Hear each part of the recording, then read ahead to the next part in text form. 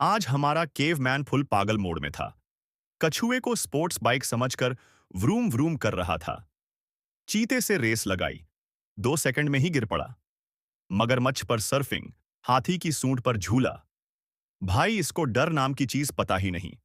और लास्ट में जिराफ की गर्दन पर ऐसे फिसला जैसे फ्री वाली स्लाइड मिल गई हो।